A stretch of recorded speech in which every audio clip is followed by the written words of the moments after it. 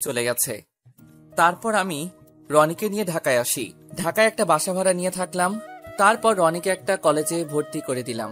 আমি একটা অফিসে চাকরি নিলাম।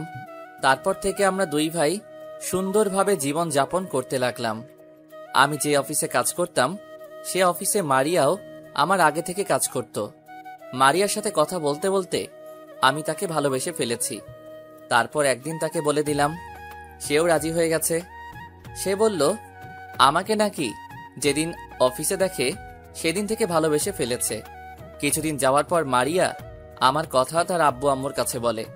প্রথমে তারা রাজি হয়নি, কারণ আমি এতিম ছিলাম, কিন্তু পরে মারিয়ার পাগলামি দেখে রাজি হয়ে যায়। বিয়ের পরে মারিয়াকে অফিসে চাকরি করতে দেই নাই। সুন্দরভাবে চলছিল সংসার। কিন্তু আজকে আমি অফিস বাসায় এসে কলিং বেল চাপ দেওয়ার পর খালা এসে দরজা খুলে দিল। তারপর আমি নিজের রুমের সামনে যাওয়ার পর রনি আর মারিয়ার কথাগুলো শুনতে লাগলাম। আমি এখন ভাবতে লাগলাম, মারিয়া লাস্ট পর্যন্ত আমার ভাইয়ের সাথে ছি ছি ছি, আমার ভাবতে অবাক লাগছে। মারিয়া এত খারাপ হয়ে গেছে। আমি দাঁড়িয়ে না থেকে রুমের দরজায় টোকা দিলাম। তখন মারিয়া এসে দরজা খুলে দিল। আমাকে দেখে বলল, তুমি কখন আসলে? এই তো মাত্র আসলাম। আমি ভিতরে ঢুকে দেখি রনির গায়ে জামা নেই, শুধু পরনে প্যান্ট ছিল। আমাকে দেখে জামা গায়ে দিল। ভাইয়া, আমার কিছু টাকা লাগবে। কত লাগবে? বেশি না, মাত্র 5,000 টাকা হলে হবে। তুমি এত টাকা দিয়ে কি করবে? কলেজ থেকে বন্ধুদের সাথে সিলেট ঘুরতে যাব। ঠিক আছে, যাওয়ার সময় নিয়ে যাস। ঠিক আছে ভাইয়া। বলে রুম থেকে বেরিয়ে গেল। তুমি ফ্রেশ হয়ে আসো, আমি তোমাকে কফি বানিয়ে দিচ্ছি। আমি এখন কফি খাবো না, আমি একটু বাইরে যাব। ঠিক আছে, তাহলে ফ্রেশ হয়ে আসো, আমি রান্নাঘরে যাচ্ছি। বলে মারিয়া রুম থেকে বেরিয়ে গেল। আমি দাঁড়িয়ে না থেকে ওয়াশরুমে ঢুকে ফ্রেশ হয়ে বিছানায় গিয়ে বসলাম। বিছানার দিকে তাকিয়ে দেখি সবকিছু এলোমেলো হয়ে আছে। আমি মারিয়াকে অনেক বিশ্বাস করতাম, কিন্তু আজকে নিজের কানে যেগুলো শুনলাম, এরপর থেকে ওর প্রতি বিশ্বাস উঠে গেছে। আমি কি এমন দোষ করছিলাম যার জন্য তুমি আমার সাথে এত বড় প্রতারণা করলে? আমি আর কোনো কিছু চিন্তা না করে বাহিরে চলে আসলাম। বাহিরে কিছুক্ষণ ঘোরাঘুরি করে বাসায় চলে আসলাম। বাসায় এসে কলিং বেল চাপ দেওয়ার পর মারিয়া এসে দরজা খুলে দিল। এতক্ষণ কোথায় ছিলে তুমি? অনেকদিন পর বন্ধুদের সাথে একটু দেখা করতে গেছি, তাই আসতে একটু লেট হয়ে গেছে। যাও ফ্রেশ হয়ে আসো, আমি টেবিলে খাবার দিচ্ছি। রনি কোথায়? ও খাবে না? ও বলেছে তুমি আসলে একসাথে খাবে। ঠিক আছে, আমি ফ্রেশ হয়ে আসছি, তুমি রনিকে ডেকে নিয়ে আসো। বলে রুমে এসে ফ্রেশ হয়ে খাবার টেবিলের সামনে চলে গেলাম। তারপর তিনজনে খাবার খেয়ে রুমে চলে আসলাম। রনি তার রুমে চলে গেল। আমি রুমে এসে বিছানায় শুয়ে মোবাইল টিপতে লাগলাম। এখন ভাবছি কি করব। আমি কি তাদের ছেড়ে চলে যাব? আমি চলে গেলে রনির কি হবে? ওর তো এখনো পড়ালেখা শেষ হয় নাই। কিছুক্ষণ পর মারিয়া রুমে এসে দরজা বন্ধ করে আমার পাশে শুয়ে পড়ল আর আমাকে পিছন থেকে জড়িয়ে ধরল। আচ্ছা মারিয়া, তুমি আমাকে কতটুকু ভালোবাসো? আমি তোমাকে অনেক বেশি ভালোবাসি। আর হঠাৎ এই কথা বললে কেন? আচ্ছা, তোমাকে একটা কথা বলি। যদি কোনো মেয়ে স্বামী রেখে অন্য লোকের সাথে পরকীয়া করে, তখন সে মেয়েকে কি করা উচিত? আমার জানা মতে ওই মেয়েকে ছেড়ে দেওয়া উচিত, কারণ যে মেয়ে স্বামী রেখে অন্য ছেলের সাথে এসব করে তারা কখনো ভালো হতে পারে না। তাকে বাসা থেকে বের করে দেওয়া উচিত আর ডিভোর্স দিয়ে দেওয়া উচিত। আর যদি মেয়েটা তার স্বামীর রক্তের কারোর সাথে করে, তাহলে কি করা উচিত? আচ্ছা, আমাকে একটা কথা বলো তো, হঠাৎ তুমি এই ধরনের কথাগুলো বলছো কেন? না, এমনিই বলেছি। ঠিক আছে, তুমি ঘুমিয়ে পড়ো। তারপর মারিয়া আমাকে জড়িয়ে ধরে শুয়ে পড়ল। তার চেহারার দিকে তাকালে বোঝা যায় তার মতো নিষ্পাপ কোনো মেয়ে হয় না। আর রনির কথা কি বলবো, নিজের আপন ভাই হয়ে ওর ভাবির সাথে এরকম জঘন্য কাজ কিভাবে করতে পারলো। আর কোনো কিছু চিন্তা না করে ঘুমিয়ে পড়লাম। আজ 7 দিন পর অফিস থেকে বিকালে ছুটির পর আমি কোর্টে চলে গেলাম। তারপর ডিভোর্স পেপারটা নিয়ে বাসায় চলে আসলাম। ঠিকই ধরেছেন, আমি সব দিক দিয়ে চিন্তা করে দেখলাম মারিয়াকে আমি ডিভোর্স দিব। এই 7 দিনে আরো 2-3 বার এরকম দেখছি রনি মারিয়ার রুমে। তাদের কথা শুনে বুঝতে পারলাম তাদের মধ্যে কিছু একটা চলছে, তাই এই সিদ্ধান্ত নিতে বাধ্য হলাম। রাতে খাবার খেয়ে রুমে এসে বিছানায় শুয়ে পড়লাম। কিছুক্ষণ পর মারিয়া রুমে আসলো, এসে আমাকে জড়িয়ে ধরে শুয়ে পড়ল। মধ্যরাতে যখন মারিয়া ঘুমে বিভোর হয়ে আছে, তখন আমি বিছানা থেকে উঠে কাগজ নিয়ে 2টা চিঠি লিখলাম। একটা মারিয়ার জন্য আর একটা রনির জন্য। তাহলে শুনুন, প্রিয় মারিয়া, তোমার মতো মেয়েকে প্রিয় বলা মানায় না, তারপরেও বললাম, কারণ আমি তোমাকে অনেক বিশ্বাস করে ভালোবেসেছি, কিন্তু তুমি সেই বিশ্বাস রাখতে পারো নাই। শেষ পর্যন্ত কিনা তুমি আমার ছোট ভাইয়ের সাথে। ছি ছি ছি, আমার ভাবতেও অবাক লাগে। তোমার মতো একটা খারাপ মেয়েকে ভালোবেসে বিয়ে করেছি। তুমি রনির সাথে কি কি করেছো আমি জানি, তাই তোমাকে ডিভোর্স দিতে বাধ্য হলাম। আমি সই করে দিচ্ছি, তুমিও সইটা করে দিও, আর রনিকে বিয়ে করে নিও। আমার মতো ওর সাথে প্রতারণা করো না। এখন তুমি ছাড়া ওর কেউ নেই। দোয়া করি তোমরা দুজনে সুখী থাকো। ইতি, তোমার হতভাগা স্বামী। এই ছিল মারিয়ার জন্য চিঠি, আর রনির জন্য একটা লিখেছি। তাহলে শুনুন, প্রিয় ছোট ভাই আমার, আমি ভাবতে পারি নাই তুই আমার সাথে এরকম করবি। তুই লাস্ট পর্যন্ত তোর ভাবির সাথে। ছি ছি ছি, তোকে আমি কখনো মা বাবার বুঝতে দেই নাই, আর সে কিনা তুই। থাক, আর বললাম না। আমি তোর মারিয়াকে ডিভোর্স দিয়ে দিচ্ছি। তুই ওকে বিয়ে করে সুখে থাকিস। আমি অনেক দূরে চলে যাচ্ছি, আমাকে খুঁজেও লাভ হবে না, আমাকে খুঁজে পাবি না। আমার দোয়া সব সময় তোর জন্য থাকবে। ভালো থাকিস। ইতি, তোর হতভাগা ভাই। এই ছিল রনির চিঠি। চিঠি দুটো লিখতে কখন যে চোখ থেকে 2 ফোঁটা পানি পড়ে গেল। ঘড়ির দিকে তাকিয়ে দেখি ভোর 5টা বাজে। তারপর ব্যাগটা গুছিয়ে মারিয়ার বালিশের উপর চিঠি এবং ডিভোর্স পেপার রেখে মারিয়ার দিকে কিছুক্ষণ তাকিয়ে রুম থেকে বেরিয়ে রনির রুমে আসলাম। রনির পড়ার টেবিলের উপর চিঠিটা রেখে রনির কপালে একটা চুমু দিয়ে বাসা থেকে বেরিয়ে আসলাম। তারপর রাস্তায় দিয়ে হেঁটে হেঁটে বাস কাউন্টারে চলে আসলাম। আমার বাসা থেকে বাস কাউন্টার কাছে, আসতে 10 মিনিট লাগে। তারপর একটা টিকিট কেটে বাসে গিয়ে বসলাম। বাস ছাড়বে 5টা 30 মিনিটে। এবার আপনাদের বলি, আমি এখন যশোর যাব, কারণ আমি বসকে বলে তার যশোর যে কোম্পানি আছে সেখানে বদলি হয়েছি। আমি ঢাকা থাকলে তাদের কথা মনে পড়বে। মারিয়ার থেকে আমার ছোট ভাইটার কথা বেশি মনে পড়ছে। কি করব বলুন, আমি তাদের সুখের জন্য দূরে চলে যাচ্ছি।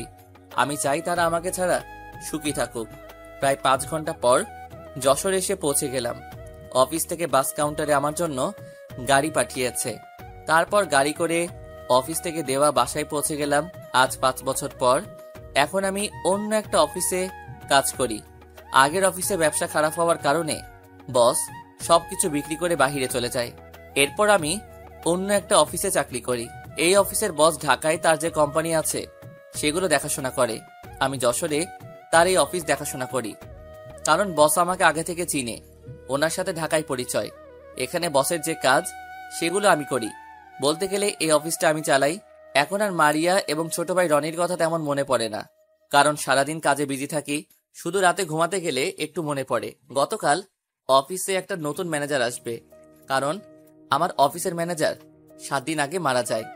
গতকাল বস আমাকে ফোন দিয়ে বলল অফিসের জন্য নতুন ম্যানেজার আসবে, আমি যেন তার সব কাজ বুঝিয়ে দেই। এই নতুন ম্যানেজার নাকি বসের বন্ধু দিয়েছে। তো যাই হোক, সকালে ঘুম থেকে উঠে ফ্রেশ হয়ে নাস্তা করে বাহিরে এসে গাড়ি নিয়ে অফিসে যেতে লাগলাম। আমার বাসায় একজন কাজের মেয়ে রাখছি, সে আমার সব কাজ করে দেয়। অফিসে আসার পর সবাই আমাকে দেখে দাঁড়িয়ে সালাম দিল। আমি সালাম নিয়ে তাদেরকে বসতে বললাম। নিজের কেবিনে এসে চেয়ারে বসে অফিসের কিছু ফাইল দেখতে লাগলাম। হঠাৎ একটা মেয়ে দরজায় দাঁড়িয়ে বলল, ভিতরে আসতে পারি? জি আসুন। মেয়েটা ভিতরে এসে টেবিলের সামনে দাঁড়িয়ে বলল, আমি ঢাকা থেকে এসেছি, আমাকে রফিক স্যার পাঠিয়েছে। ঠিক আছে, বসুন। আর আপনার সার্টিফিকেটগুলো দেন। এই যে নিন। যেই না আমি মাথা উঁচু করে মেয়ের দিকে কাগজগুলো নিতে যাব, তখন মেয়েটাকে দেখে আমি মোটেও প্রস্তুত ছিলাম না। ঠিকই ধরেছেন মারিয়া, কিন্তু ও এখানে কিভাবে আসলো? তার মানে বস মারিয়াকে এই অফিসে ম্যানেজারের দায়িত্ব পালন করতে পাঠিয়েছে। মারিয়া হয়তো বিশ্বাস করতে পারছে না আমি এই অফিসে কাজ করি। মারিয়া আমাকে দেখে বলল, রাসেল, তুমি এখানে?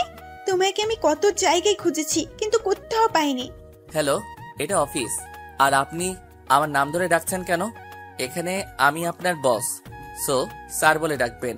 মারিয়া হয়তো আমার কাছ থেকে এরকম কথা আশা করে নাই। মারিয়া মাথা নিচু করে কান্না করতে আসছে। তোর মতো মেয়েকে আমি কখনো ক্ষমা করব না। শুধু ছোট ভাইয়ের জন্য কিছু না বলে চলে এসেছি। তা না হলে বাসা থেকে ঘাড় ধাক্কা দিয়ে বের করে দিতাম। এই 5টা বছরে মারিয়ার চেহারা অনেক পরিবর্তন হয়ে গেছে। কেমন যেন চেহারাটা আগের থেকে খারাপ হয়ে গেছে, আগের থেকে শুকিয়ে গেছে। হয়তো রনিকে বিয়ে করে সুখে নেই, আর এত বছরে হয়তো ছেলে সন্তান হয়ে গেছে। আমার সাথে চলুন, আপনার কাজগুলো বুঝিয়ে দিচ্ছি। মারিয়া কোনো কথা না বলে আমার পিছনে আসতে লাগলো। আমি আগে সবার সাথে পরিচয় করিয়ে দিলাম। তারপর মারিয়ার কেবিনে গিয়ে তাকে কাজ বুঝিয়ে দিয়ে নিজের কেবিনে চলে আসলাম। নিজের কেবিনে বসে ল্যাপটপে কাজ করতে লাগলাম। হঠাৎ রিয়া দরজার সামনে দাঁড়িয়ে বলল, আসতে পারি স্যার? আসো। স্যার, এই ফাইলটায় একটা সই লাগবে। ঠিক আছে, দাও। রিয়ার ফাইলটা সই করে দিলাম। রিয়া কেবিন থেকে চলে গেল। এখন আমি ভাবতে লাগলাম, রনি কোথায় আছে, কি করে? ওর চেহারা দেখি না। আজ 5 বছর হয়েছে। দুনিয়ায় আমি ছাড়া তার আপন কেউ নেই। মারিয়াকে কি জিজ্ঞেস করব? না না, ওকে বলা যাবে না। এত বছর যখন ভুলে থাকতে পারছি, এখনো পারবো। কি না করেছি তাদের জন্য, তার প্রতিদান এইভাবে দিল। রনির কথা মনে পড়তো না যদি মারিয়াকে না দেখতাম। হয়তো তারা এখন বিয়ে করে সুখে আছে। থাকুক তারা সুখে, আমি তো ডিভোর্স দিয়ে চলে এসেছি। এসব কথা ভাবতে ভাবতে দুপুরের খাবারের টাইম হয়ে গেছে। কেবিন থেকে বেরিয়ে আসতেই মারিয়ার কেবিনের দিকে তাকালাম। দেখি মাথা নিচু করে বসে আছে, হয়তো কান্না করছে। কান্না করলে আমার কি, তারপরেও কেমন যেন খারাপ লাগছে তাকে দেখে। তাই দাঁড়িয়ে না থেকে তার কেবিনের দরজায় দাঁড়িয়ে বললাম, ভিতরে আসতে পারি? আরে স্যার, আসুন। আমার কেবিনে আসতে অনুমতি লাগবে না। আমি ভিতরে ঢুকে দেখি মারিয়ার চোখ লাল হয়ে আছে, হয়তো অনেক কান্না করছে। আমি তার সামনে গিয়ে বললাম, আপনি খাবার খাবেন না? সবাই তো খাবার খেতে চলে গেছে। আমার খিদে নাই। আপনি তো খাবার না খেলে অসুস্থ হয়ে যাবেন। আমি জানি মারিয়া ঠিক টাইমে খাবার না খেলে অসুস্থ হয়ে যায়, তাই বললাম, আমার কিছুই হবে না, আপনি গিয়ে খেয়ে আসুন। আমি আর কোনো কথা না বলে কেবিন থেকে বেরিয়ে এসে ক্যান্টিনে এসে খাবার খেয়ে মারিয়ার জন্য 1 প্যাকেট বিরিয়ানি নিয়ে গেলাম। ভিতরে ঢুকে দেখি মারিয়া মাথা নিচু করে বসে আছে। নিন, খাবারটা খেয়ে নিন। আর এটা অফিস, ঘুমানোর জায়গা না। আমি গেলাম, আমার হাতে কাজ আছে। আমি বলছি খাবো না, আপনি খাবার নিয়ে যান। খাবার খাবেন না ফেলে দিবেন সেটা আপনার ব্যাপার। আমি গেলাম বলে মারিয়ার কেবিন থেকে বেরিয়ে এসে নিজের কেবিনে চলে আসলাম। চেয়ারে বসে কাজ করতে লাগলাম। হঠাৎ ফোনটা বেজে উঠল। তাকিয়ে দেখি বস ফোন দিছে। আসসালামু আলাইকুম স্যার, কেমন আছেন? ওয়ালাইকুম আসসালাম, ভালো আছি। তুমি কেমন আছো রাসেল? জি স্যার, আলহামদুলিল্লাহ ভালো আছি। তোমাকে যে কারণে ফোন দিয়েছি, মারিয়াকে এখন থেকে তোমার সাথে করে অফিসে নিয়ে যাবে এবং বাসায় নিয়ে আসবে। আর তুমি যে ফ্ল্যাটে থাকো তার পাশে যে ফ্ল্যাটটা খালি আছে সেখানে মারিয়াকে থাকার ব্যবস্থা করে দিবে। ঠিক আছে স্যার।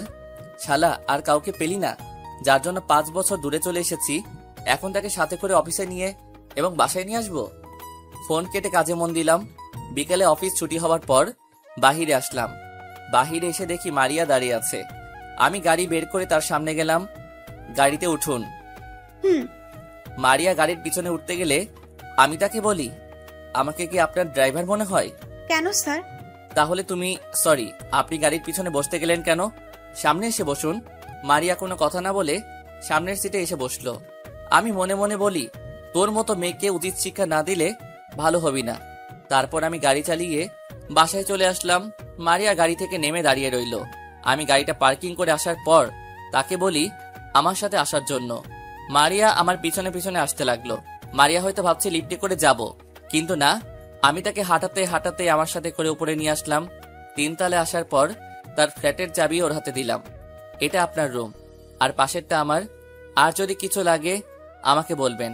আর এই নিন আপনার অগ্রিম 1 মাসের বেতন। যা যা লাগবে কিনে নিবেন। আপনার নাম্বারটা দেওয়া যাবে?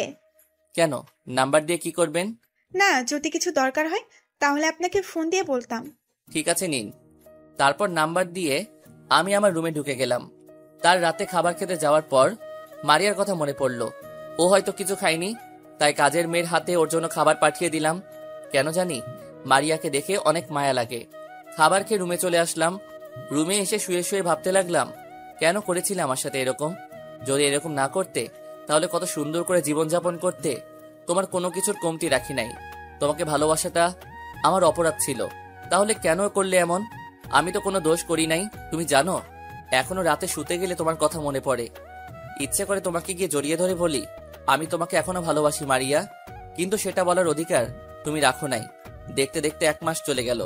মারিয়া আমার সাথে তেমন কথা বলে না, শুধু কাজ ছাড়া বাড়তি কথা বলে না। সকালে ঘুম থেকে উঠে ফ্রেশ হয়ে নাস্তা করে বাসা থেকে বেরিয়ে গাড়িতে গিয়ে বসলাম। আসার সময় মারিয়ার দরজায় টোকা দিয়ে আসলাম।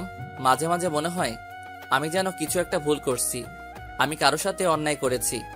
কেন আমার এমন কিছু মনে হয়? কিছুক্ষণ পর দেখি মারিয়া বাসা থেকে বেরিয়ে আসলো। মারিয়া এসে সামনের সিটে বসলো। আমি কেমন জানি মারিয়ার প্রতি দুর্বল হয়ে যাচ্ছি। আমার কেন এমন হচ্ছে কিছুই বুঝতে পারছি না। মারিয়া আজকে শাড়ি পরেছে, দেখতে একদম পরীর মতো লাগছে। ইচ্ছে করে তাকে জড়িয়ে ধরি, তার হাত ধরে গাড়ি চালাতে। তো যাই হোক, অফিস আসার পর মারিয়া গাড়ি থেকে নেমে অফিসের ভিতরে চলে গেল। আমি গাড়ি পার্কিং করে ভিতরে গেলাম, নিজের কেবিনে গিয়ে কাজ করতে লাগলাম। হঠাৎ করে একটা ছেলে বলল, আসতে পারি স্যার? আসুন। আপনি কেমন আছেন স্যার? আলহামদুলিল্লাহ ভালো আছি, আপনি কেমন আছেন? স্যার আমি আপনার ছোট, আমাকে নাম ধরে ডাকলে খুশি হব। ঠিক আছে, তো কি চাই এখন? স্যার আমার একটা কাজের খুব দরকার। কিন্তু আমাদের অফিসে তো কোনো পদ খালি নেই।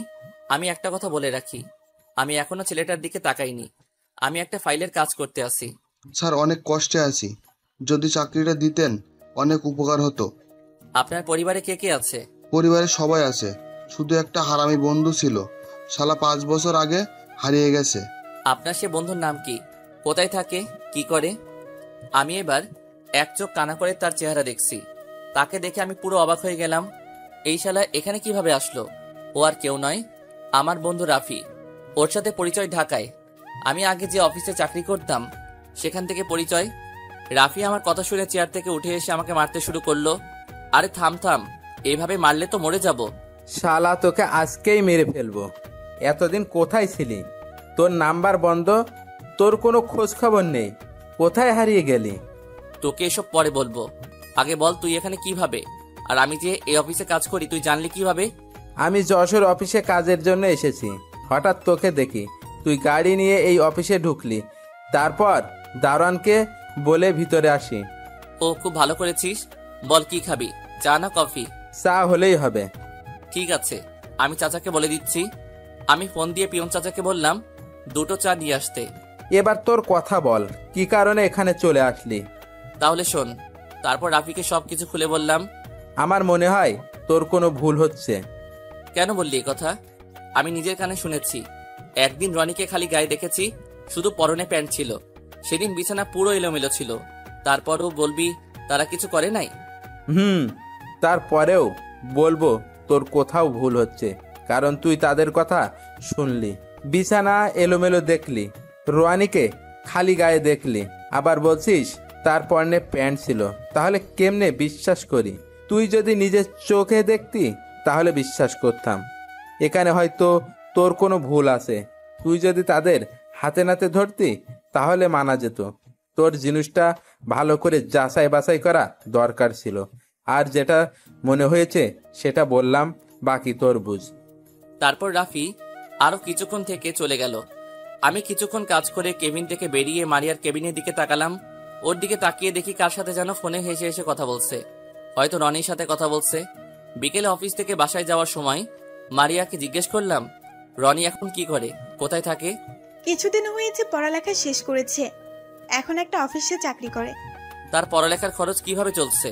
আমি একটা অফিসে চাকরি নিচ্ছি, যা বেতন পেতাম তাতে সংসার চালিয়েছি, আর রনের পড়ালেখা চলছে। ও, আমি আর কোনো কথা বললাম না। বেশি কথা বললে তার মায়ায় পড়ে যাব। এমনি তাকে দেখলে আমি কেন জানি ওর প্রতি দুর্বল হয়ে পড়ি। বাসায় আসার পর মারিয়া গাড়ি থেকে নেমে চলে গেল। আমি গাড়ি পার্কিং করে বাসার ভিতরে চলে গেলাম। পরের দিন অফিসে বসে কাজ করতে আসি। হঠাৎ একটা পিচ্চি মেয়ে আমার রুমে আসলো। চেহারা দেখতে একদম মাশাআল্লাহ, অনেক সুন্দর। হঠাৎ তার পিছনে দিয়ে যে ঢুকলো তাকে দেখে আমি পুরো অবাক হয়ে গেলাম। অভিমান বেশি সময় বাঁচিয়ে রাখতে নেই। বহু বছর পর অভিমান ভাঙলে গিয়ে দেখবে যার সাথে অভিমান সে আর নেই, হয়তো দূরে কোথাও হারিয়ে গেছে। আর তখন সরি বলার সুযোগটুকুও হারিয়ে যাবে। কান্নার মতো গভীর কিছু নেই। একজনের দুঃখ অন্যজনকে স্পর্শ করে না, কিন্তু একজনের চোখের জল অন্যজনকে স্পর্শ করে। হঠাৎ তার পিছন দিয়ে যে ঢুকলো তাকে দেখে আমি পুরো অবাক হয়ে গেলাম। ঠিকই ধরেছেন, এ আর কেউ নয়, আমার ছোট ভাই রনি। ও এখানে কেন? আমার মনে হয় মারিয়া বলেছে। তাহলে এই বাচ্চা মেয়েটা তাদের। দেখতে একদম মারিয়ার মতো হয়েছে। রনি আমার সামনে আসলো। তখন আমি বললাম, তুই এখানে কেন এসেছিস? আপনার কাছে কিছু জানতে এসেছি। আমার কাছে কি জানতে এসেছিস? আমাদের ছেড়ে কেন এসেছেন? সেটা তুই ভালো করে জানিস। আমি কিছুই জানি না, আপনার কাছে জানতে চাই। আমি তোর কাছে বলতে বাধ্য নই। তুই এখনই আমার কেবিন থেকে বেরিয়ে যা। আর কারো কেবিনে ঢুকতে অনুমতি লাগে, সেটা মনে হয় তোর জানা নেই। সবকিছু জানা আছে, শুধু আপনার কাছ থেকে কিছু জানতে এসেছি। জানা হয়ে গেলে চলে যাব। আমি এখানে থাকতে আসি নাই। কি জানতে চাস? আমাকে আর ভাবিকে না বলে কেন চলে এসেছেন? কি অপরাধ ছিল আমাদের? আমি জানতে চাই। তুই আর তোর ভাবি আমার সাথে প্রতারণা করেছিস। তুই তোর ভাবির সাথে রুমে কি করেছিস? তোর সাথে খেলে মজা পায়, আমার সাথে খেলে মজা পায় না। আমাকে বিয়ে না করে যদি তোকে বিয়ে করতো তাহলে অনেক ভালো হতো। তারপরও বলবি আমি ভুল বলছি? আপনি কি কখনো ভাবির সাথে খারাপ কাজ করতে দেখেছেন? সরাসরি দেখি নাই, কিন্তু একদিন তুই আর তোর ভাবি রুমে কথা বলতে আমি দরজার বাহির থেকে সব শুনেছি। তারপর যখন রুমে ঢুকি তখন তোর গায়ে কোনো জামা দেখি নাই। তুই আমাকে দেখে জামা গায়ে দিছস, আর দেখছি পুরো বিছানা এলোমেলো হয়ে আছে। তারপর বলবি তোদের মাঝে কিছুই হয়নি? আমি একটা কথা বলি আপনাকে, মাঝে মাঝে চোখের দেখাও ভুল হয়। মানে কি বলতে চাস তুই? আমি ভুল দেখছি? আপনি ভুল দেখছেন এবং ভুল শুনছেন। একটা কথা বলি, আমি ভাবিকে কখনো ওরকম চোখে দেখি নাই। আমাদের তো কোনো বোন নেই।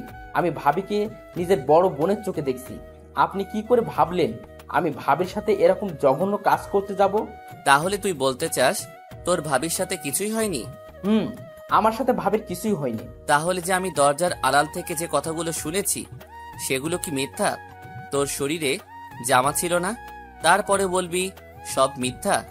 পুরো বিছানা এলোমেলো হয়েছিল, তারপরেও বলবি সবকিছু মিথ্যা? তারপরেও বলবো সবকিছু মিথ্যা। আপনি যে কথাগুলো শুনছেন।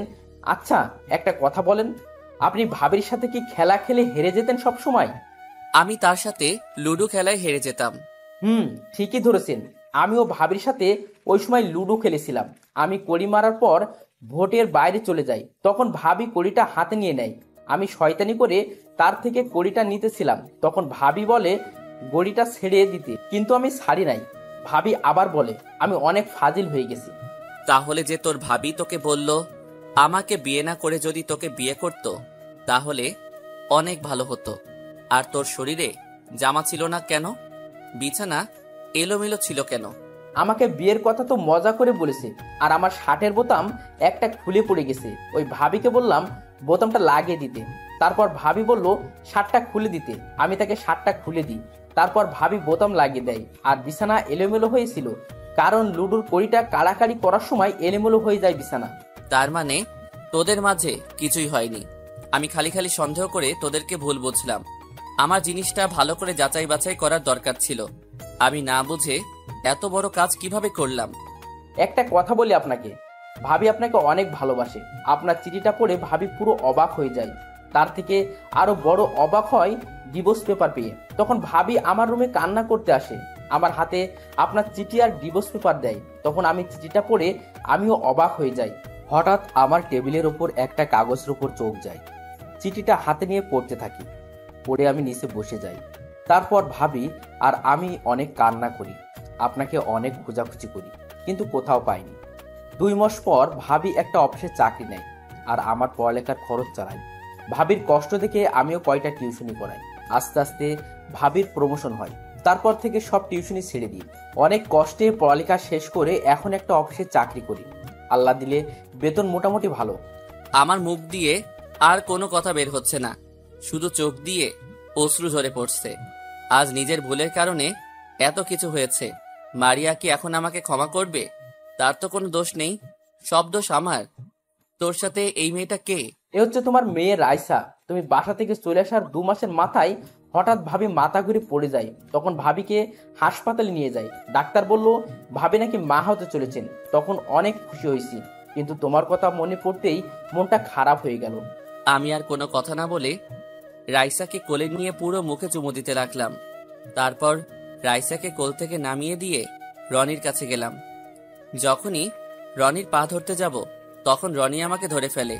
এটা আপনি কি করছেন? আমি অনেক বড় ভুল করে ফেলেছি, তুই আমাকে ক্ষমা করে দে। আমি না বুঝে তোদের ভুল বুঝেছি, আমি আর কখনো এমন ভুল করব না, আমাকে ক্ষমা করে দে। আমি তোমাকে ক্ষমা করে দিছি। তুমি যখন নিজের ভুল বুঝতে পেরেছো এটাই অনেক। আর বড় ভাই কি কখনো ছোট ভাইয়ের পা ধরে ক্ষমা চাইতে পারে?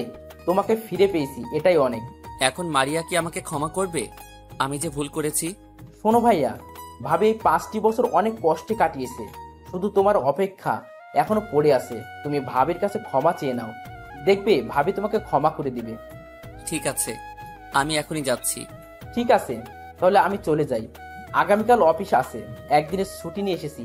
ভাবি এতদিন তোমার কথা বলে নাই, হঠাৎ গতকাল বলেছে, তাই অফিস থেকে ছুটি নিয়ে রাইসাকে সাথে করে নিয়ে এসেছি।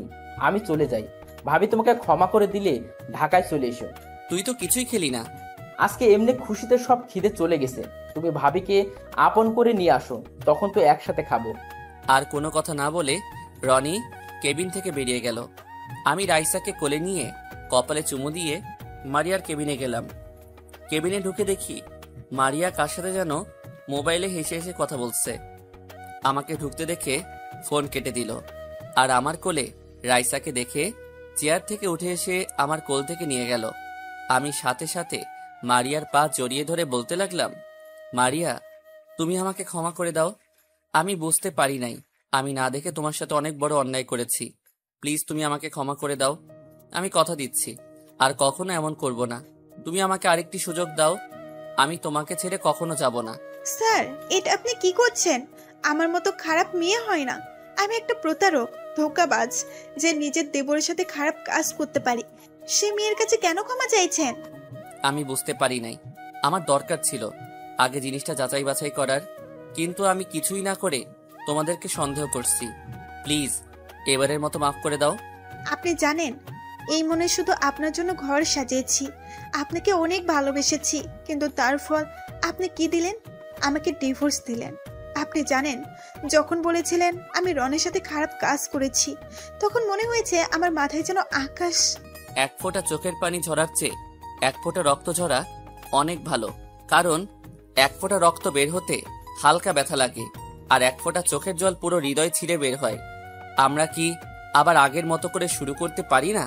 সে অধিকার আপনি রাখেন নাই। যদি আগের মতো করে শুরু করতে চাইতেন, তাহলে আমাকে কখনো ডিভোর্স দিতে পারতেন না। আপনি আমার কেবিন থেকে বেরিয়ে গেলে খুশি হব। আমি আর কোনো কথা না বলে মারিয়ার কেবিন থেকে বেরিয়ে গেলাম। কান্না করতে করতে পুরো জামা ভিজে গেছে। নিজের কেবিনে এসে চেয়ারে বসে কান্না করতে লাগলাম। আমি তোমাকে আপন করে নিব মারিয়া, তুমি যত কষ্ট দাও, অপমান করো, আমি কিছু বলবো না। তুমি মনে করছো আমি কষ্ট পাইনি, আমিও পেয়েছি। আজ আমার ভুলের জন্য এত কিছু হয়েছে। ওয়াশরুমে ঢুকে ফ্রেশ হয়ে কাজে মন দিলাম, কিন্তু কোনোভাবে কাজ করতে পারছি না, তাই কেবিন থেকে বেরিয়ে গেলাম। বাহির হওয়ার সময় মারিয়ার কেবিনের দিকে তাকিয়ে দেখি আবারও কার সাথে যেন হেসে হেসে কথা বলছে মোবাইলে। অফিস থেকে বাহিরে আসার সময় দেখি রাইসা একা একা খেলতে আছে। তখন আমি তার কাছে গেলাম। রাইসা মামুনি, আব্বুর কাছে এসো। তুমি আমার আব্বু না। তোমাকে কে বলছে আমি তোমার আব্বু না? আম্মু বলেছে। তোমার আম্মু মিথ্যা কথা বলেছে। তাহলে তুমি আমাদের সাথে ছিলে না কেন? আমি দেখেছি আম্মু প্রতিদিন রাতেই তোমার ছবি বুকে নিয়ে কান্না করে। তুমি আমার আম্মুকে অনেক কষ্ট দিয়েছো। আমি তোমাকে আব্বু বলে ডাকবই না কখনো। আমার ভুল হয়ে গেছে মামুনি, তোমার এই বাবাকে মাফ করে দাও। যদি আম্মু তোমাকে মাফ করে দেয়, তাহলে আমিও তোমাকে মাফ করে দিব, আর আব্বু বলেও ডাকবো। এই কথা বলে রাইসা মারিয়ার কেবিনে চলে গেল। এখন নিজেকে শেষ করে দিতে ইচ্ছে করছে। আজ আমার ভুলের জন্য আমার মেয়েও রাগ করে আছে। আল্লাহ, তুমি বলে দাও এখন আমি কি করব? নিজের মেয়ের মুখে বাবা ডাকটা শুনতে পেলাম না। আমি একজন পাপী, আজ আমার জন্য এত কিছু হয়েছে। আমি অফিস থেকে বাইরে এসে গাড়ি নিয়ে একটা পার্কে চলে গেলাম। একটা নিরিবিলি জায়গায় বসে চোখের পানি ফেলতে লাগলাম। মারিয়াকে অনেক কষ্ট দিয়েছি, তাই এখন আমার উপর অভিমান করে আছে। হঠাৎ একটা জায়গায় চোখ পড়ল। রিয়ার মতো মেয়েকে দেখে একটা ছেলেকে জড়িয়ে ধরে বসে আছে। আমি তাদের সামনে গেলাম। রিয়া আমাকে এখানে হয়তো আশা করে নাই। স্যার, আপনি এখানে?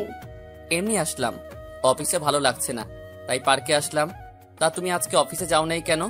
আসলে স্যার সকালে ঘুম থেকে উঠতে দেরি হয়ে গেছে, তাই আর অফিসে যাইনি। সরি স্যার, কালকে থেকে এরকম হবে না। তা ওকে তোমার সাথে? আসলে স্যার মানে বুঝতে পেরেছি। তা কতদিনের সম্পর্ক? আজ 2 বছরের। তোমার বাবা মা জানে? এখনো জানায়নি। জীবন এখনো কোনো কাজ পায়নি, টাকার জন্য চাকরি করতে পারছে না। তুমি কতটুকু পর্যন্ত পড়েছো? স্যার অনার্স কমপ্লিট করেছি। ঠিক আছে, কালকে সার্টিফিকেটগুলো নিয়ে অফিসে দেখা করবে। ধন্যবাদ স্যার। এখানে ধন্যবাদ দেওয়ার কিছু নেই, তোমার সমস্যার কারণে চাকরিটা দিতেছি। স্যার আপনি অনেক বড় উপকার করলেন। ঠিক আছে, তাহলে এখন যাই, কালকে ওকে নিয়ে অফিসে চলে আসবে। ঠিক আছে স্যার। আমি আর কোনো কথা না বলে পার্ক থেকে বেরিয়ে এসে গাড়ি নিয়ে সোজা অফিসে চলে গেলাম। খাওয়া দাওয়া কিছু ভালো লাগছে না। ভিতরে ঢুকে নিজের কেবিনে যাওয়ার সময় মারিয়ার কেবিনের দিকে তাকিয়ে দেখি রাইসাকে খাবার খাওয়াচ্ছে। বিকেলে অফিস শেষ করে বাহিরে এসে গাড়ি নিয়ে অপেক্ষা করতে লাগলাম মারিয়ার জন্য। কিছুক্ষণ পর দেখি মারিয়া রাইসাকে কোলে করে নিয়ে বেরিয়ে আসলো। কোনো কথা না বলে সামনের সিটে এসে বসে পড়ল। মারিয়ার দিকে তাকিয়ে দেখি চোখ দুটো লাল হয়ে আছে, হয়তো কান্না করেছে। আমি কোনো কথা না বলে গাড়ি চালাতে লাগলাম। মারিয়া কোনো কথা বলছে না। রাইসা মারিয়ার কোলে ঘুমিয়ে পড়েছে। রাস্তার পাশে দেখি ফুচকার দোকান। মারিয়া আবার ফুচকা খেতে পছন্দ করে, তাই মারিয়াকে বললাম, মারিয়া চলো ফুচকা খেয়ে আসি। আমি খাবো না, আপনার খেতে মন চাইলে গিয়ে খেয়ে আসেন। আমার মনটা খারাপ হয়ে গেল। আমি আবার গাড়ি চালাতে লাগলাম। কিছুক্ষণ পর বাসায় এসে পৌঁছে গেলাম। ভিতরে ঢুকে আমি গাড়ি পার্কিং করলাম। রাইসাকে আমার কোলে দাও। ধন্যবাদ আপনাকে, আমি তাকে কুলে নিয়ে যেতে পারবো। মারিয়া, এমন কথা বলো না, আমার অনেক কষ্ট হয়। রাইসা যেমন তোমার মেয়ে তেমন আমারও মেয়ে। প্লিজ তুমি তাকে আমার থেকে দূরে সরিয়ে রেখো না। মারিয়া কি যেন ভেবে আমার কোলে রাইসাকে দিল। তারপর লিফটের উপরে উঠলাম। মারিয়া চাবি দিয়ে রুমের দরজা খুলে ভিতরে ঢুকলো। আমিও তার সাথে ঢুকলাম। ভিতরে ঢুকে দেখি রাইসার ছবি দিয়ে পুরো রুম সাজিয়ে রেখেছে। হঠাৎ একটা ছবি দেখে আমি পুরো অবাক হয়ে গেলাম। আপনারা কি ভাবছেন, আমার ছবি? আরে না, আমার বাবা মার ছবি, যেটা আমি সবসময় আমার রুমের টেবিলের উপর রাখতাম। কিন্তু বাসা থেকে বেরিয়ে আসতে মনে ছিল না আনতে। আমি মারিয়ার রুমে গিয়ে রাইসাকে বিছানায় শুয়ে দিলাম। তখন মারিয়া বলল, ধন্যবাদ আপনাকে। ধন্যবাদ কেন? রায়সাকে কোলে করে নিয়ে আসার জন্য। আমি আমার মেয়েকে কোলে করে আনছি, এখানে ধন্যবাদ দেওয়ার কি আছে? রায়সাকে নিজের মেয়ে বলতে লজ্জা করে না? যে মা 10 মাস 10 দিন গর্ভে ধারণ করে এতটা বছর লালন পালন করেছে, তখন আপনি কোথায় ছিলেন? একটা মেয়ে গর্ভ অবস্থায় তার স্বামীকে পাশে পায়নি, তখন আপনি কোথায় ছিলেন? মেয়েটা আমাকে জিজ্ঞেস করে, মা আমার বাবা কোথায়? তখন আপনি কোথায় ছিলেন? এখন বলতে এসেছেন আমার মেয়ে আমার মতো রাইসাও আপনাকে ঘৃণা করে। আমি তো বলছি আমার ভুল হয়ে গেছে, আমাকে তুমি ক্ষমা করে দাও।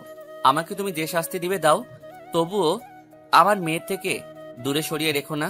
আপনি আমার রুম থেকে বেরিয়ে গেলে আমি খুশি হব। আমি মাথা নিচু করে মারিয়ার রুম থেকে বেরিয়ে আসলাম। তারপর নিজের রুমে গিয়ে ফ্রেশ হয়ে বিছানায় শুয়ে পড়লাম। হঠাৎ মনে পড়ল রনির কথা, তার সাথে কথা বলা দরকার। কিন্তু আমার কাছে তো রনির নাম্বার নেই। তাই বিছানা থেকে উঠে গিয়ে মারিয়া রুমের সামনে এসে কলিং বেল চাপ দিলাম। কিছুক্ষণ পর মারিয়া দরজা খুলে দিল। আপনাদের একটা কথা বলি, আমরা যে ফ্ল্যাটে থাকি ওখানে 2টা শাখা, একটা শাখায় আমি থাকি, আরেকটাই মারিয়া। আপনি এখানে কেন? কি চাই আপনার? তেমন কিছু না, রনির নাম্বারটা একটু দিবে? ভিতরে আসুন, আমি মোবাইল নিয়ে আসছি। মারিয়া তার রুমে চলে গেল। আমি আব্বু আম্মুর ছবিটা হাতে নিয়ে দেখতে লাগলাম। পিছন থেকে মারিয়া বলল, নাম্বার উঠান। আমি ছবিটা রেখে নাম্বারটা মোবাইলে নিয়ে নিলাম। তারপর বেরিয়ে আসলাম। আমার রুমে এসে বিছানায় শুয়ে রনিকে ফোন দিলাম। হ্যালো, আসসালামু আলাইকুম। কে বলছেন? ওয়ালাইকুম আসসালাম, কেমন আছিস? আমি তোর ভাই বলছি, রাসেল। আমি ভালো আছি, তুমি কেমন আছো ভাইয়া? আমি ভালো নাই রে। কেন ভাইয়া? মারিয়া আমাকে ক্ষমা করছে না। আমি তার পা ধরে ক্ষমা চেয়েছি, কিন্তু সে ক্ষমা করে নাই। ভাইয়া, ভাবি অনেক কষ্ট পেয়েছে তো, তাই অভিমান করে আছে। তুমি লেগে থাকো, দেখবে একদিন সব অভিমান দূর হয়ে যাবে। তাই যেন হয় ভাই। তো তুই কি করিস? খাবার খেয়েছিস? আমি কিছুক্ষণ আগে বাসায় আসলাম, এখন ফ্রেশ হব, তারপর খাওয়া দাওয়া করব। তুমি কি করো? খাওয়া দাওয়া করছো? আমি ফ্রেশ হয়ে মারিয়ার থেকে তোর নাম্বার নিয়ে এসে তোকে ফোন দিলাম।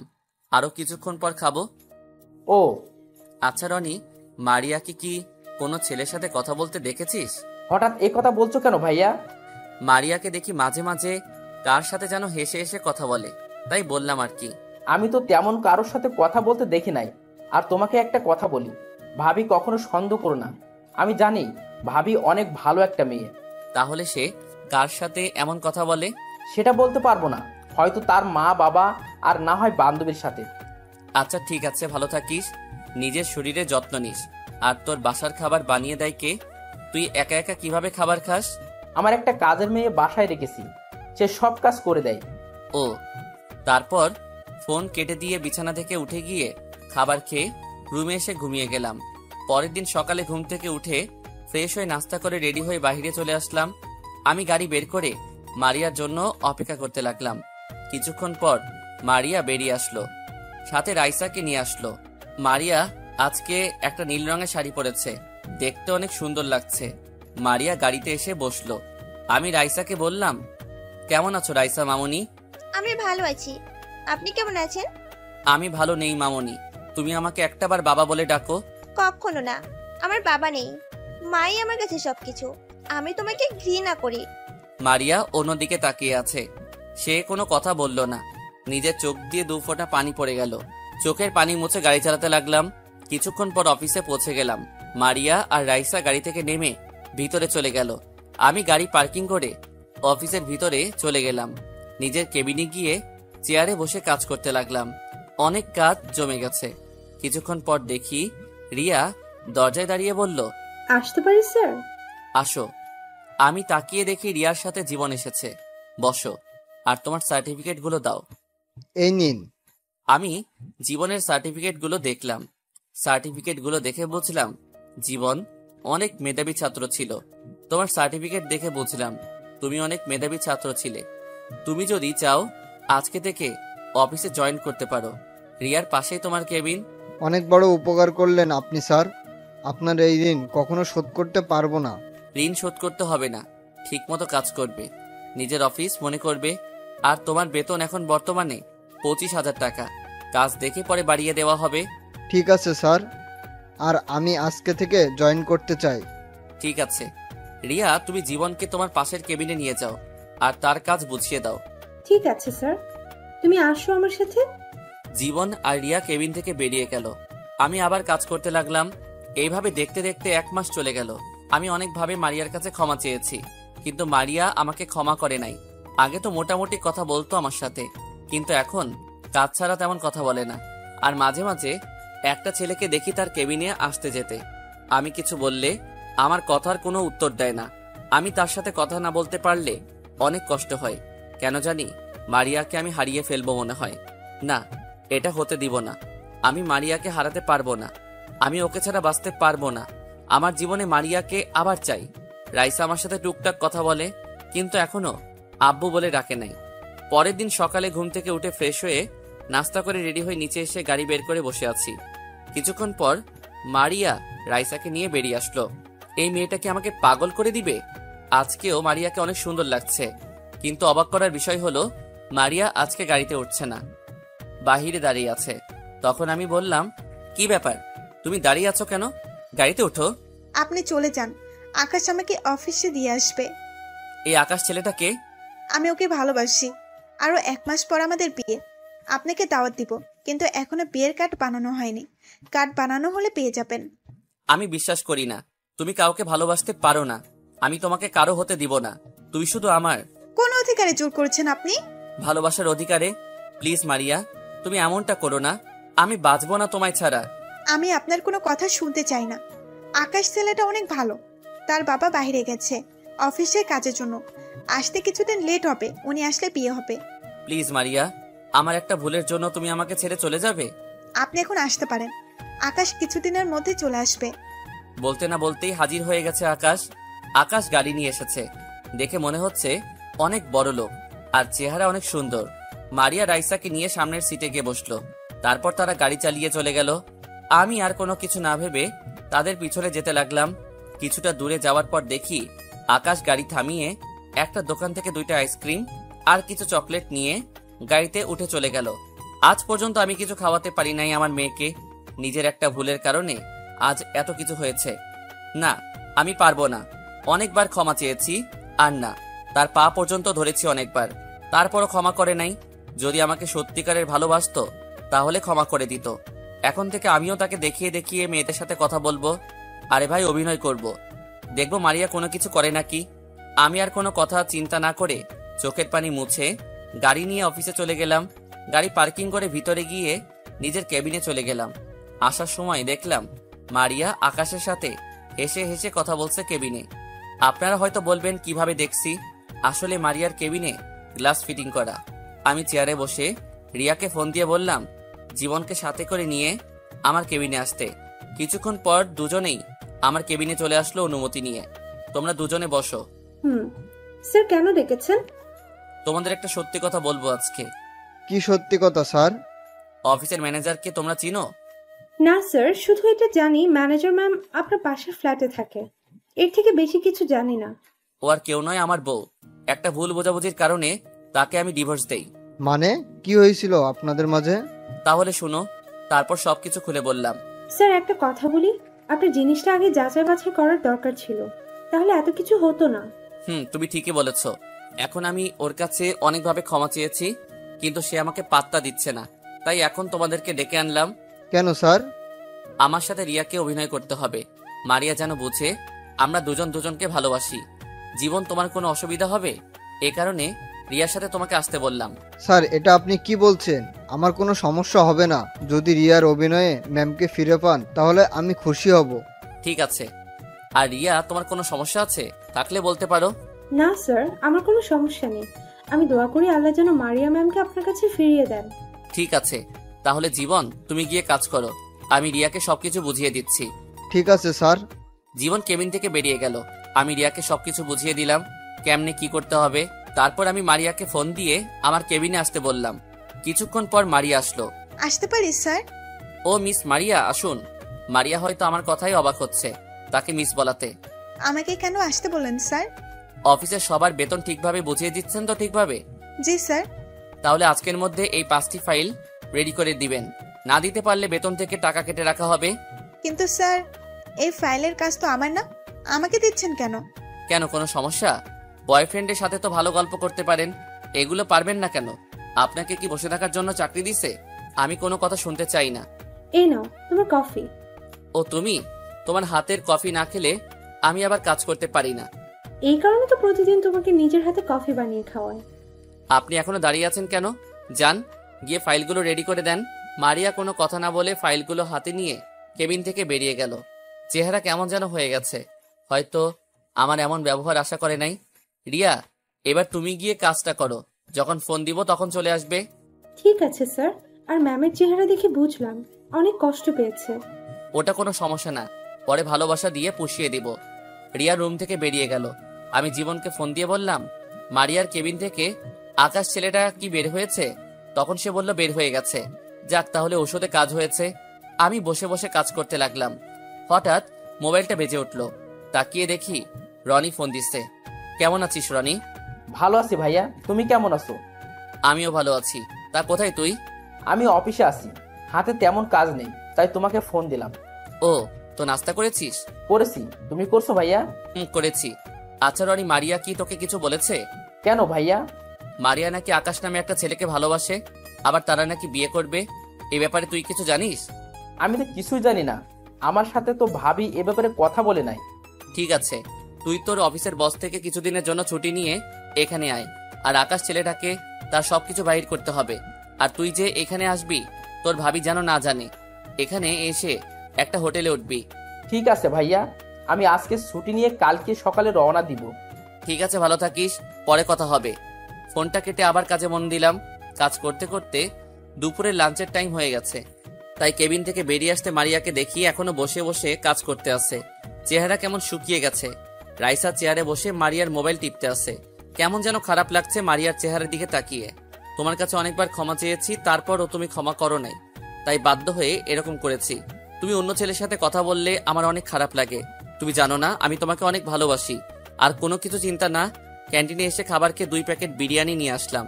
তারপর রিয়ার কাছে আসলাম। রিয়া, তুমি এই খাবারগুলো মারিয়াকে দিয়ে আসো। না নিতে চাইলে বলবে, অফিস থেকে আজকে সবাই খাবার দিছে। ঠিক আছে স্যার। রিয়া খাবারগুলো নিয়ে মারিয়ার কেবিনে চলে গেল। আমি আমার কেবিনে এসে চেয়ারে বসে কাজ করতে লাগলাম। হঠাৎ রিয়া কেবিনে এসে এমন কিছু বলল, তা শুনে মাথা পুরো খারাপ হয়ে গেল।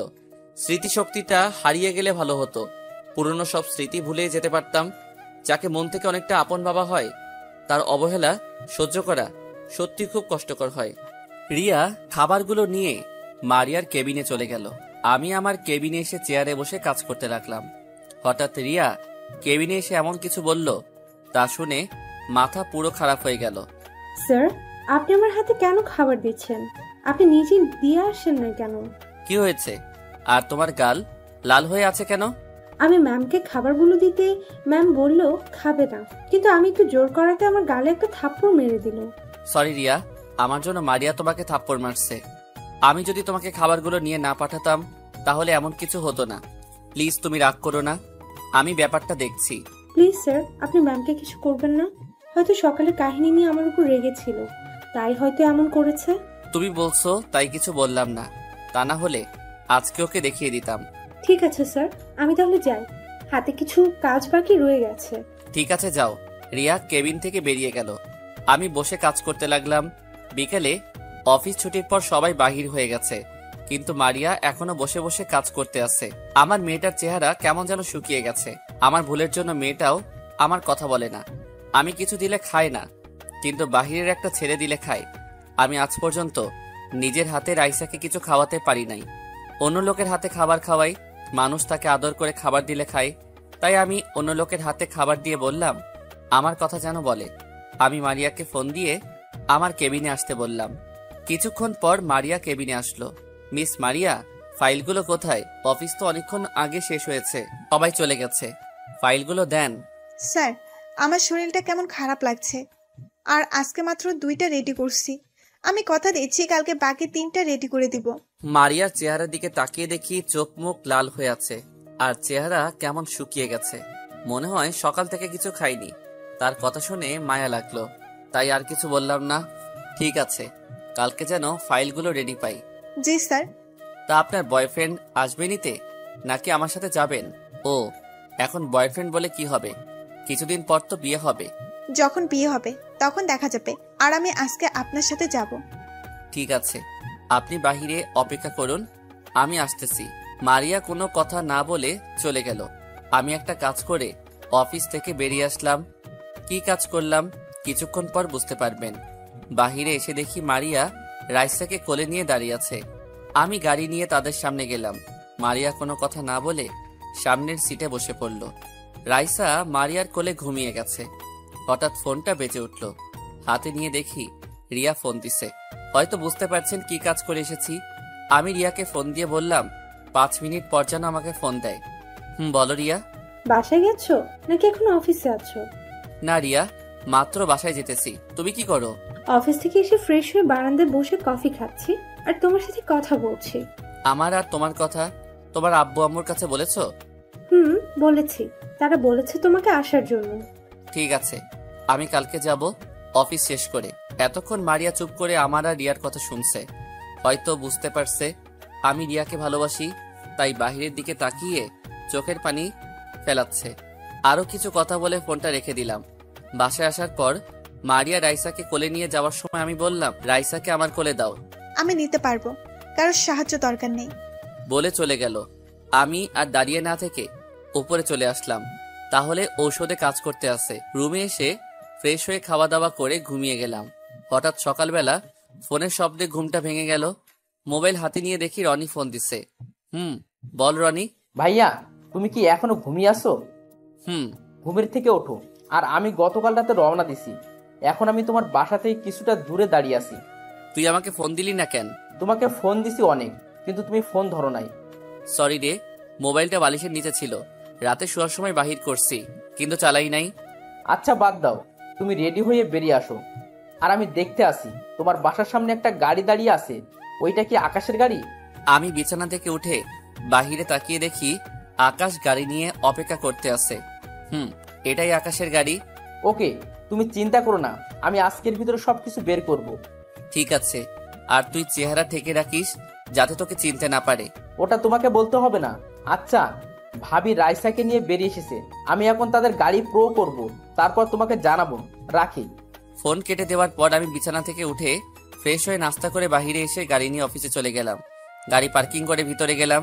নিজের কেবিনে যাওয়ার আগে মারিয়ার কেবিনের ভিতরে তাকালাম। আজকে আর আকাশ ছেলেটা নেই।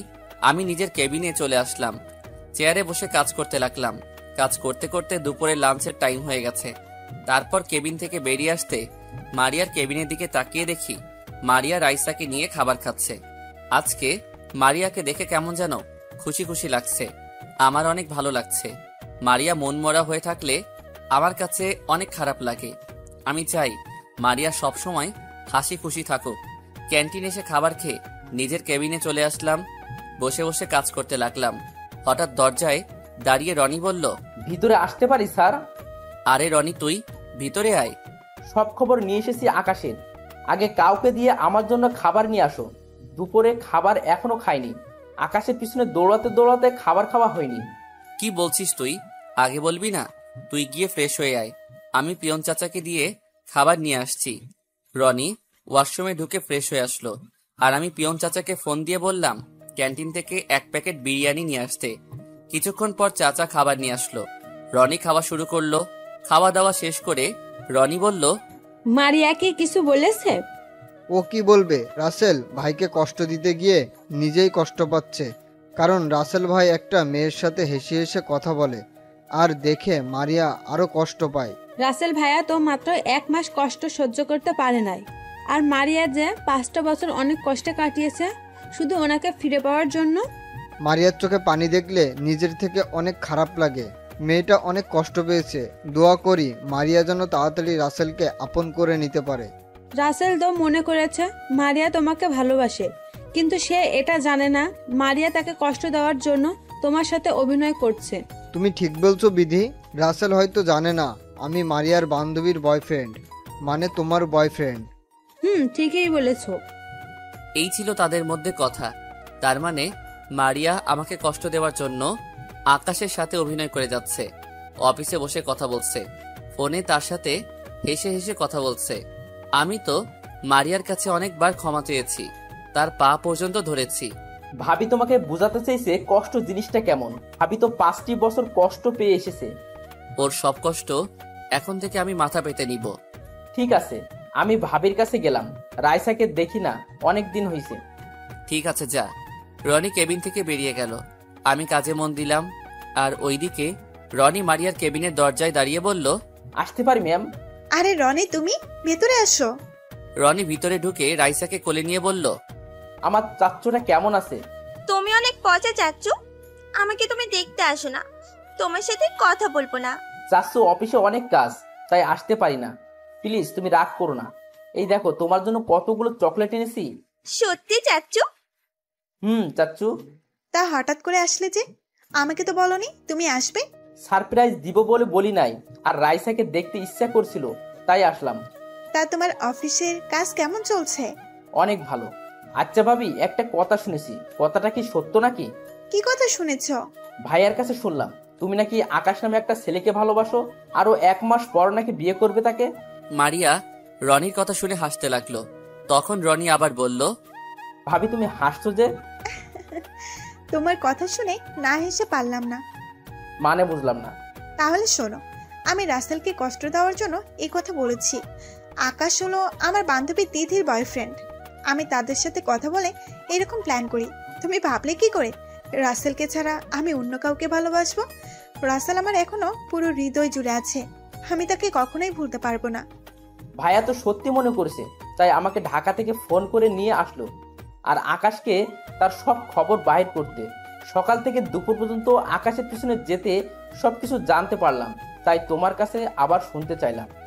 তারপর মারিয়া যেটা বলল আমি তো অবাক হয়ে গেলাম। তাহলে রিয়া ছোট্ট একটা ভুলের কারণে যে অজুহাত দেখিয়ে চলে যায়, সে কখনো পাশে থাকার যোগ্য নয়। মিথ্যা আশ্বাস দিয়ে কাউকে সাময়িক আনন্দ দেওয়ার চেয়ে সত্য বলে কষ্ট দেওয়া অনেক ভালো। তারপর মারিয়া যেটা বলল আমি তো অবাক হয়ে গেলাম। তার মানে রিয়া সবকিছু বলে দিছে। আর আমি এটাও জানি রিয়া রাসেলের সাথে অভিনয় করছে আমাকে দেখানোর জন্য। রিয়া সকালে অফিসে আসার পর আমাকে সবকিছু খুলে বলেছে। তাহলে তুমি ভাইয়াকে মেনে নিচ্ছ না কেন? ভাইয়া তো তোমার কাছে ক্ষমা চেয়েছে, সে নিজের ভুল বুঝতে পেরেছে। তাকে এত তাড়াতাড়ি ক্ষমা করে দিই কিভাবে? আমি অনেক কষ্ট পেয়েছি, তাই তাকে ক্ষমা করি নাই। কিন্তু তাকে কষ্ট দিয়ে নিজেও কষ্ট পাই, তাই কিছুদিনের মধ্যে আপন করে নিব। কিছুদিন কেন? সেটা সময় হলে জানতে পারবে। আমি বুঝি না তোমার ভিতরে কি চলছে। শুধু একটুই বলবো, ভাইয়াকে আপন করে নাও। আমি জানি তুমি ভাইয়াকে ডিভোর্স দাওনি, তোমার কথা রাখতে এখন আমি ভাইয়াকে কিছু বলি নাই।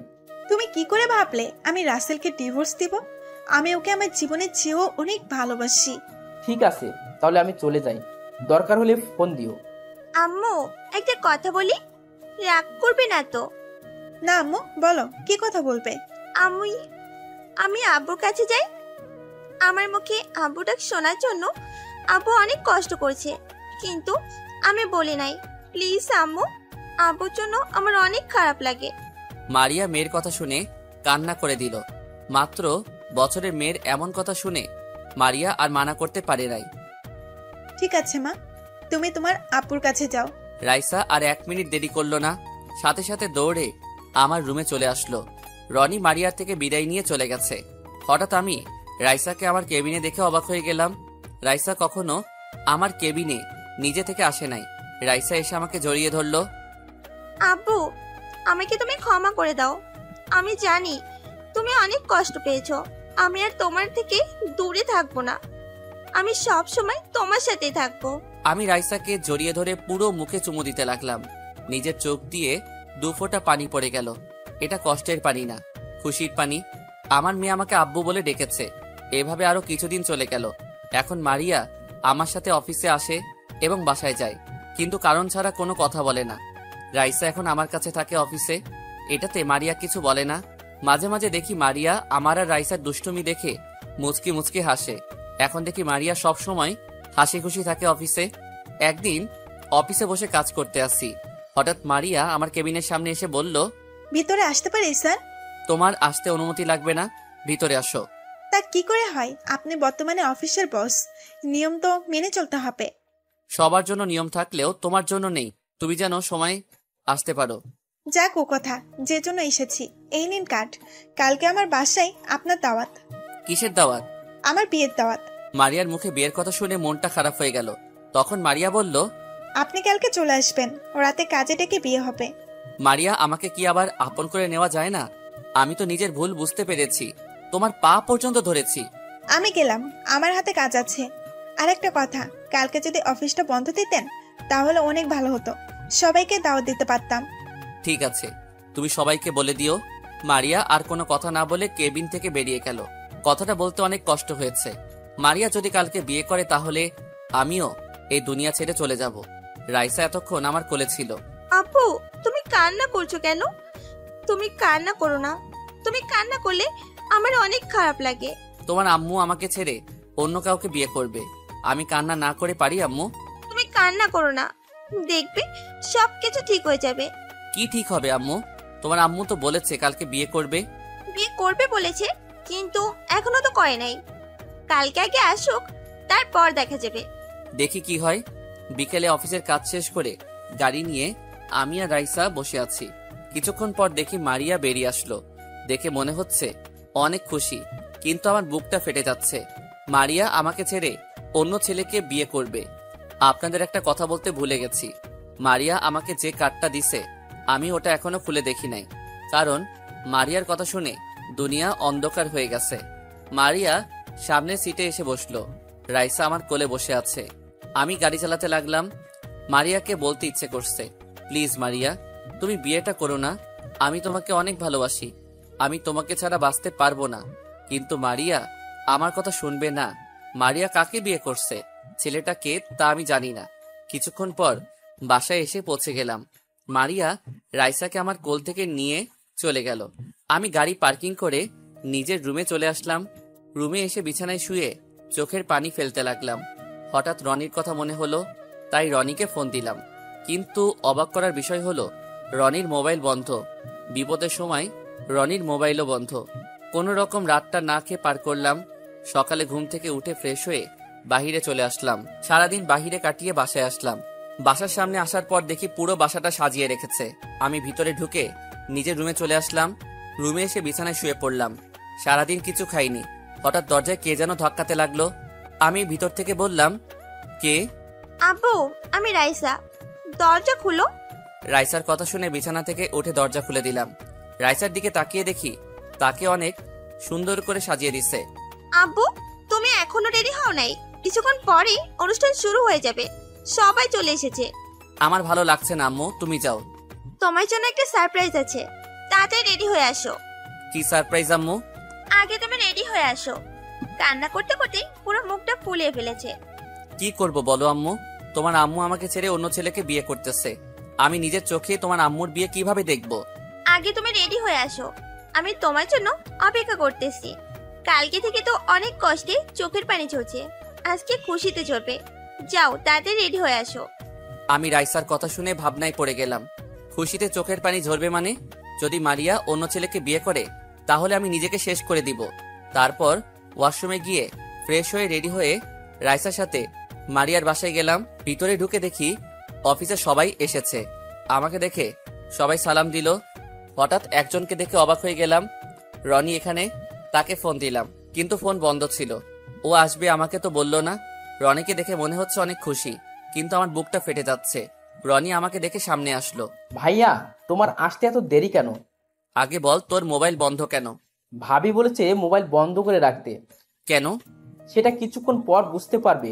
আসো আমার সাথে। কোথায় যাব আমি? গেলেই বুঝতে পারবে। আমি আর কোনো কথা না বলে রনির সাথে যেতে লাগলাম। রনি আমাকে একটা রুমে নিয়ে গেল। রুমের ভিতরে ঢুকে দেখি মারিয়া। রনি আমাকে রেখে চলে গেল। মারিয়া আগে গিয়ে দরজা বন্ধ করে আসলো। তারপর মারিয়া যেটা করলো তার জন্য মোটেও প্রস্তুত ছিলাম না। কি ভাবছেন, খারাপ কিছু? আরে না। মারিয়া আমাকে জড়িয়ে ধরে কান্না করে দিল। এই মারিয়া, তুমি কান্না করছো কেন? আমাকে তুমি ক্ষমা করে দাও, তোমাকে অনেক কষ্ট দিয়েছি। আমি তোমাকে কষ্ট দিতে চাইনি, কিন্তু অভিমান ছিল তোমার উপর। তাই তুমি এতবার ক্ষমা চাবার পরও ক্ষমা করি নাই। আমি জানি তোমার অনেক কষ্ট হয়েছে। প্লিজ তুমি আমাকে ক্ষমা করে দাও। কথা দিচ্ছি আমি তোমাকে আর কখনো কষ্ট দিব না। সারা জীবন তোমার বুকে থাকবো, কখনো কষ্ট দিব না। তুমি আমাকে ক্ষমা করে দাও। আমার নিজের ভুলের জন্য আজ এত কিছু হয়েছে। আমি যদি জিনিসটা যাচাই বাছাই করতাম তাহলে এত কিছু হতো না। তুমি তো মাত্র 2 মাস কষ্ট দিছো, আর তুমি আমার জন্য 5টি বছর কষ্ট পেয়েছো। 2 মাস কষ্ট পেয়ে বুঝেছি আপন কেউ দূরে গেলে কতটা কষ্ট পেতে হয়। তুমি আমাকে ক্ষমা করে দাও। আমি আর কখনো তোমাকে ভুল বুঝবো না। আমাকে আরেকটি সুযোগ দাও, দেখবে ভালোবাসা দিয়ে সব কষ্ট দূর করে দিব। তোমাকে আমি আবার কি সুযোগ দিব? তুমি তো এখন আমার স্বামী। মানে? তুমি তো বলেছিলে আমাকে ডিভোর্স দিছো, এখন আমি আবার তোমার স্বামী হলাম কেমন করে? আরে পাগল, আমি তো ডিভোর্স পেপারে সই করি নাই। তুমি আমাকে ছেড়ে চলে আসার পর আমি ডিভোর্স লেটার ছিঁড়ে ফেলেছি। তার মানে তুমি এখনো আমার স্ত্রী? হুম। তাহলে বললে যে আজকে তোমার বিয়ে? আরে হাদারাম, তুমি একটাবার কার্ডটা খুলে দেখেছো? তোমাকে কার্ডটা দেবার পর তুমি যখন বলেছো কিসের কার্ড, তখন মাথায় একটা বুদ্ধি আসলো, তাই বললাম বিয়ের কার্ড। তখন তোমার মুখটা দেখার মতো ছিল, পরে ভাবলাম আজকে তা পুষিয়ে দেব। তাহলে আমাকে কিসের দাওয়াত দিলে? তোমার মনে আছে আজকে কত তারিখ? আজকে তো 22 তারিখ। কেন বলো তো? তুমি ভালো করে মনে করতে থাকো, আজকে এইটা কিসের দিন। আমি তখন চিন্তায় পড়ে গেলাম, কিসের দিন হতে পারে, মনে পড়ছে না। তখন